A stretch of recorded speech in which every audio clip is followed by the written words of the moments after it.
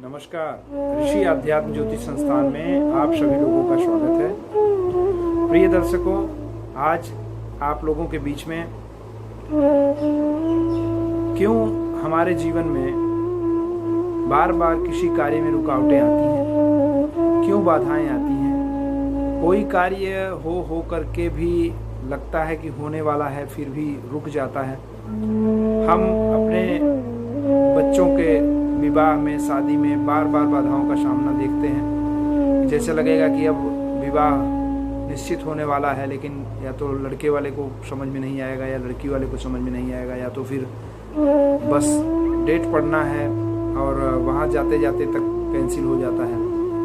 और उसी प्रकार से नौकरी लगते लगते रह जाती है, कोई धंधा बिजनेस चलते चलते रुक जाता है या फिर चल ही नहीं पाता, शुरू नहीं हो पाता है, या अन्य बहुत सारे काम है ना, जैसे संतान नहीं हो पाती है, बहुत विलम्ब हो जाता है, विवाह के 10 साल के बाद भी संतान नहीं हो रही है।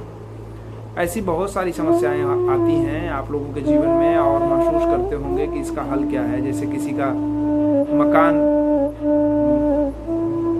खरीदने के लिए या बनाने के लिए वो बहुत परेशान है, मकान बन नहीं पा रहा है, खरीद नहीं पा रहा है। तो इन सब समस्याओं का वैसे तो कारण अलग अलग होता है, लेकिन अगर कुंडली में ध्यानपूर्वक निरीक्षण किया जाए तो जब सबसे ज़्यादा जो कारण है, जो सबसे अधिक प्रभाव जो कारण जो है कि उत्पन्न करता है, उस कारण की आज हम चर्चा करेंगे। बने रहिएगा वीडियो के अंत तक और चैनल को सब्सक्राइब और शेयर जरूर करिएगा वीडियो को, और अपने लोगों तक जरूर पहुंचाइएगा ताकि आपके अपनों को भी जो भी समस्याएं हैं उसका समाधान उनको प्राप्त हो सके।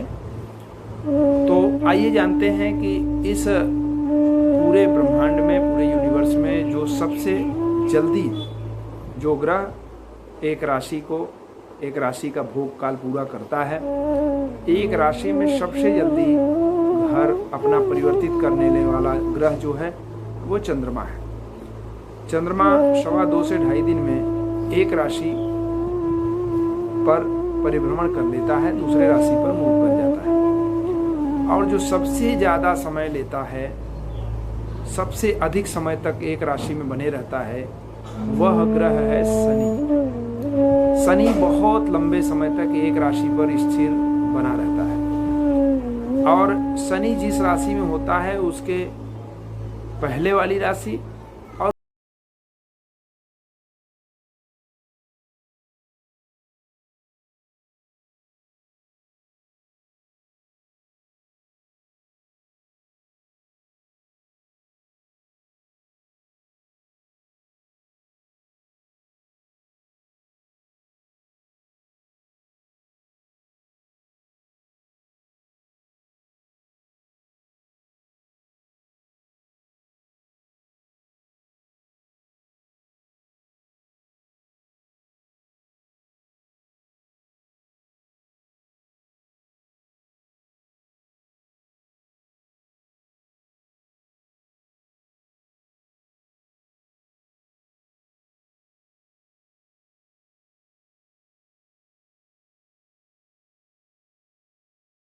के विवाह में विलंब होने लगता है, संतान होने में विलंब होने लगता है, या नौकरी लगने में विलंब होने लगता है, व्यापार की उन्नति में विलंब होने लगता है, नाना प्रकार की समस्याएं आती हैं। तो ऐसे में हमको क्या करना चाहिए?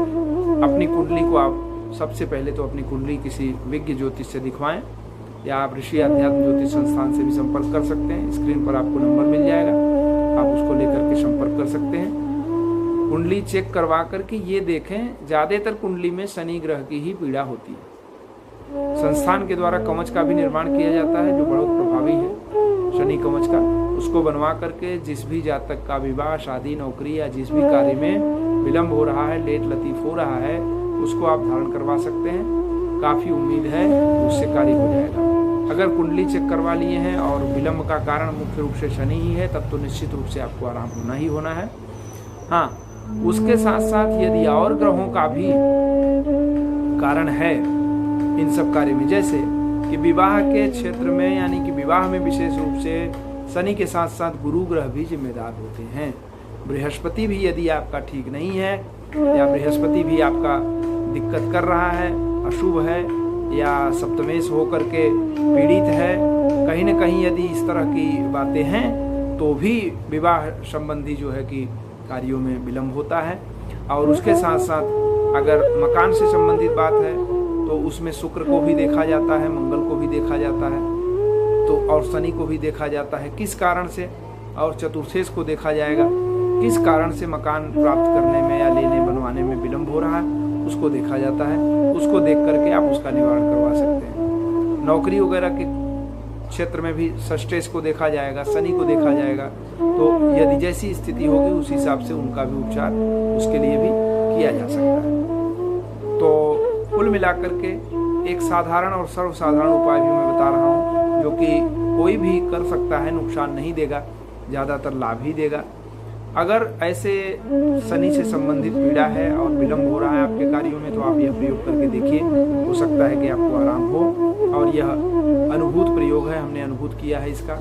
आप हो सके तो शनिवार के दिन गणपति अथर्वशीर्ष का पाठ करें, और गणपति अथर्वशीर्ष का पाठ करके एक शमी का पत्र आपको लेना है, और शमी का पत्र ले करके उस शमी का पत्र लेना है, शमी का पत्र 7 लेना है, और 7 शमी का पत्र ले करके भगवान गणेश जी को अर्पित कर देना है उनके दाहिने चरणों में। और इसके बाद गणपति अथर्वशीर्ष करके शमी पत्र अर्पित करके फिर ओम प्राम प्रीम प्रौम शम शनय नमः इस मंत्र का हर शनिवार को जप कर लेना है। हर शनिवार को गणपति अथर्वशीर्ष भी करना है और शमी पत्र भगवान गणेश जी के दाहिने चरणों में अर्पित करना है। अपनी सभी बाधाओं को दूर करने के लिए प्रार्थना करना है। इससे सभी प्रकार की बाधाएं भी दूर होती हैं, गृह क्लेश, कलह और लक्ष्मी प्राप्ति वगैरह में भी सहयोग मिलता है। तो आशा है कि आपको यह वीडियो अवश्य पसंद आया होगा। मिलेंगे दूसरे वीडियो में, तब तक के लिए नमस्कार, धन्यवाद। वीडियो को सब्सक्राइब और शेयर अवश्य करिएगा।